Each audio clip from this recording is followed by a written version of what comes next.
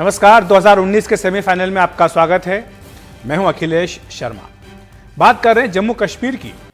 क्या केंद्र सरकार सज्जाद लोन को मुख्यमंत्री बनाने के लिए राज्यपाल सत्यपाल मलिक पर दबाव डाल रही थी?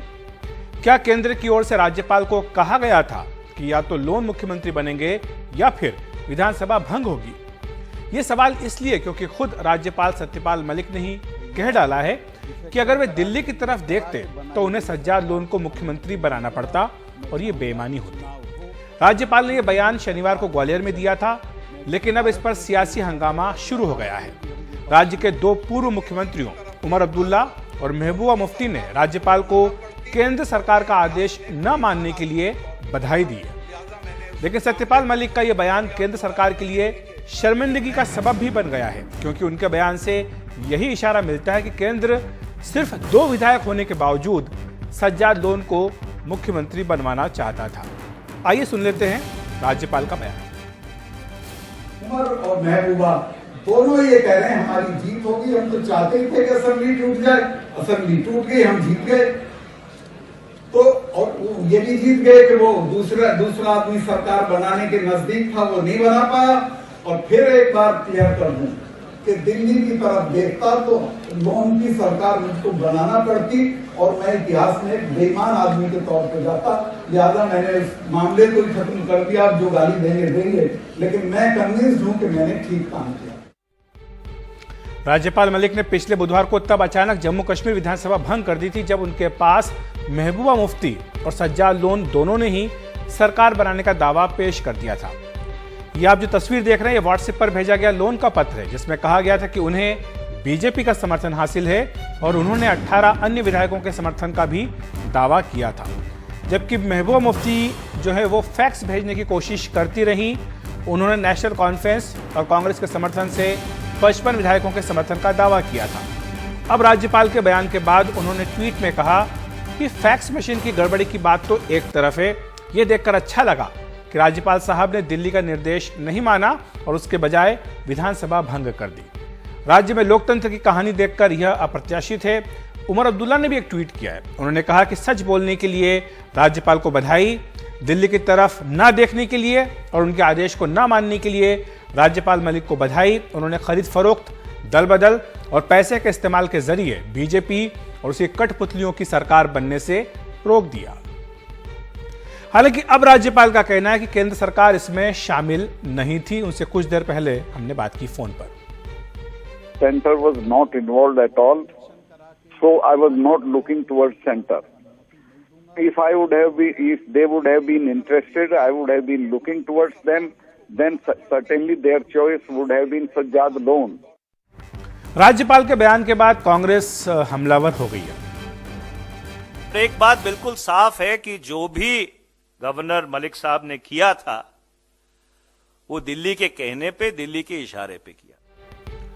उधर बीजेपी मलिक के बयान के बाद खामोश है। हालांकि पार्टी सूत्रों के मुताबिक पार्टी के महासचिव और जम्मू कश्मीर के प्रभारी राम माधव सज्जाद लोन को मुख्यमंत्री बनवाना चाहते थे, लेकिन न तो प्रधानमंत्री नरेंद्र मोदी और न ही बीजेपी अध्यक्ष अमित शाह राज्य में तोड़फोड़ कर सरकार बनाने के पक्ष में थे।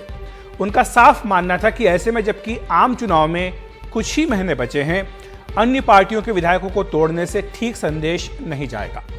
सरकार में एक अन्य राय यह भी थी कि विधानसभा भंग करने से बदनामी होगी। जो राज्यपाल पीडीपी एनसी के साथ आने पर विपरीत विचारधारा का गठबंधन बता रहे हो, वे अब ऐसा बयान क्यों दे रहे हैं? क्या यह खुद को पाक साफ दिखाने की राज्यपाल की कोशिश है? क्या राज्यपाल के बयान से केंद्र सरकार की किरकिरी हुई है?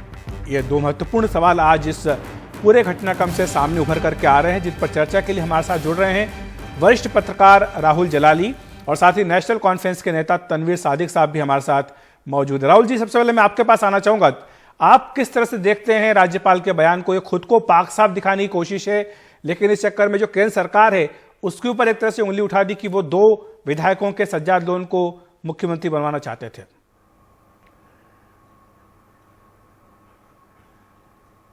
हाँ, बिल्कुल सही कहना आपका, पर ये कुछ हद तक एक मजाक सा नहीं लग रहा है आपको कि राज्यपाल ये कह रहे हैं कि मैंने विधानसभा भंग कर दी इसलिए क्योंकि मेरे पे ये प्रेशर ना होता और इल्जाम ना लगते कि दिल्ली के कहने पे मैंने किसी की सरकार बना दी, तो और इसीलिए विधानसभा भंग हो गई। तो ये कुछ मुझे समझ में नहीं आई, ये क्यों मलिक साहब को, जो इतने संजीदा और एक्सपीरियंस्ड सियासतदान है, राजनीतिक है, इस किस्म के बयान देना मेरे कुछ समझ में नहीं आया। आपने जो पहले कहा था, वो जो सूत्र मेरे भी हैं वो भी सही कह रहे हैं आप, कि हालांकि राम माधव जी बनाना चाहते थे एक सरकार जोड़ तोड़ के सजाद लोन की, पर बाकी लोग शायद हाईकमांड जिसे कहा जाए इसमें शामिल नहीं थे।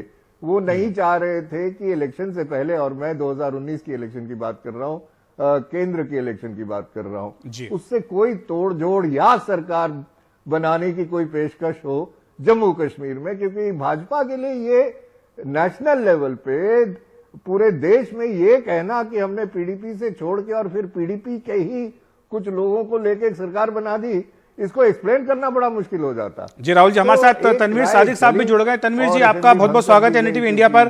कल तक तो आप राज्यपाल के ऊपर उंगली उठा रहे थे, उमर अब्दुल्ला लगातार हमला कर रहे थे, लेकिन आज आप उनकी बधाई करते हुए नहीं थक रहे हैं।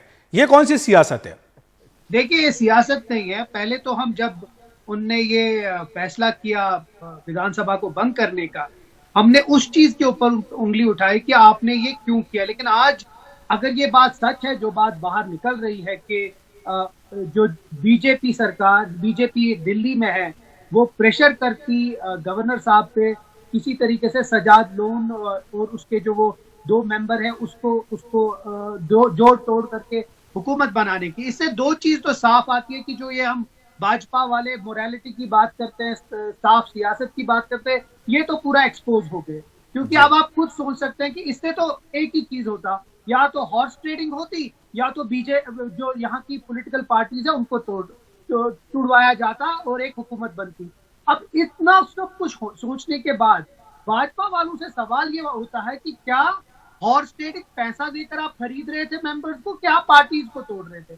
क्योंकि वो हमेशा तो बात कर रहे थे कि जम्मू कश्मीर में हम तोड़ेंगे नहीं किसी को। कल तक उनके भाजपा के जितने भी स्पोक्स पर्सन है वो ये कहते थे कि जी हम हुकूमत नहीं बनाना चाहते थे।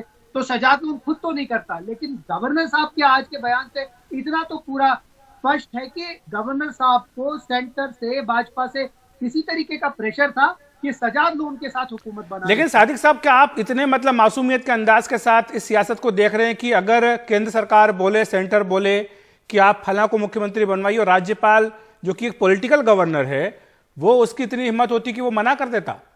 वो ये सवाल तो आपको गवर्नर साहब से पूछना चाहिए, बिकॉज अगर गवर्नर साहब ने ऐसा कोई स्टेप उठाया है वो भी सेंटर के खिलाफ, तो मुझे लगता है ये हिस्ट्री में पहला ऐसा एक गवर्नर होगा जिसने अपना प्रेशर एक्सर्ट किया। उसके लिए हम मुबारकबाद करते हैं, बाकी चीजें तो बाद में, लेकिन इतना बड़ा स्टेप उठाना सेंटर के खिलाफ वो भी एक बहुत बड़ी बात है। मैं राहुल जी आपको लाना चाहूंगा कि आप इससे इत्तेफाक रखते हैं कि ये राज्यपाल का जो फैसला है ये बड़ा हिम्मत वाला कदम है और एक तरह से केंद्र को आंखें दिखा रहे हैं वो?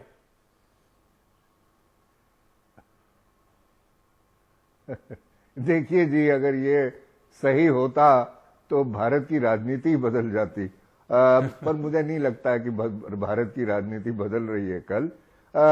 जरूर कुछ संकेत ऐसे होंगे कि नई कोई सरकार जोड़ तोड़ से ना बने, और जो आपने पहले इशारा किया था, लगता है मुझे वही सही संकेत था गवर्नर के पास, और इसीलिए भंग कर दी गई कि जब देखा कि ये ना बने और दूसरा कोई आ ना जाए, तो उससे अच्छा था कि असेंबली को भंग ही कर दिया जाए, और वो किया गया।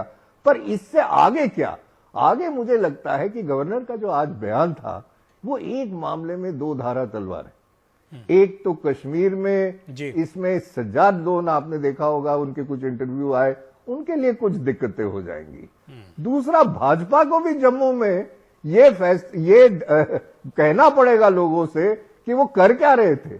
उनको जिसे कहते हैं ना कि अपनी सफाई देनी पड़ेगी जम्मू में कि वो कर क्या रहे थे। ऐसे ही भाजपा की हालत जम्मू में उतनी वो मैं कहूं कि वो बिल्कुल अपना सामने के मैदान पे बैठे हुए वैसे ही नहीं है।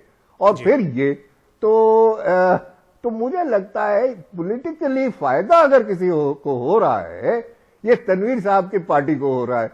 क्योंकि तनवीर साहब, उनको आपकी पार्टी को बैठे-बैठे फायदा हो रहा है उनकी ऐसा गोद में, राहुल जलाली मानते हैं। एक नया लेकिन आपको लगता है कि मुद्दा आ सज्जाद गया, लोन की उसको पोजीशन कितना आज बनाते, जो राज्यपाल वो- का बयान आया उसके बाद थोड़ी सी खराब हुई है, क्योंकि ऐसा लगा कि वो सिर्फ 2 एमएलए लेकर के सरकार बनाना चाह रहे थे, और ये एक तरह से बेईमानी होती जो कि खुद राज्यपाल के शब्दों के हिसाब से कहें तो। देखिए, पहली बात मैं जलाली साहब की बिल्कुल बात की मतलब सराहना करता हूं कि इन्हें एक पूरा एक पिक्चर दे दिया आपका जम्मू कश्मीर पर। लेकिन जहां तक बात हमारे फायदे या नुकसान की, एक मजाकिया एक चीज एक तरफ, लेकिन जो हालात जम्मू कश्मीर में है, चाहे हम किसी भी सियासी पार्टी से ताल्लुक रखते हो, लेकिन जी। इस चीज से सियासत, आपका जो ट्रस्ट डेफिसिट है वो सिर्फ बढ़ेगा, क्योंकि हमेशा ये माना जाता है, अगर आप आम लोगों से पूछेंगे, कि दिल्ली हमेशा एक्सर्ट करती है प्रेशर और यहाँ अपने डिसीजन थोप देती है। अब आज भी यही चीज हुआ कि जहां तक अगर लोगों पे, अगर मैं कॉन्स्पिरेसी थ्योरी में भरोसा नहीं करता, लेकिन लोग ये कहते हैं कि भाजपा के अंदर भी इसमें फूट है, कि आधे लोग चाहते हैं कि सजाद लोन जी बने, सादिक साहब, आधे माफ लोग कीजिएगा, कहते मेरे थे पास अभी इतना ही समय है इस चर्चा के लिए। मैं आपको बहुत शुक्रिया अदा करूंगा कि आप मेरे साथ जुड़े। राहुल साहब, आपका भी बहुत बहुत धन्यवाद कि आपने इस चर्चा में हिस्सा लिया। अभी वक्त एक ब्रेक का, ब्रेक के बाद बात करेंगे राजस्थान के लिए बीजेपी का संकल्प पत्र।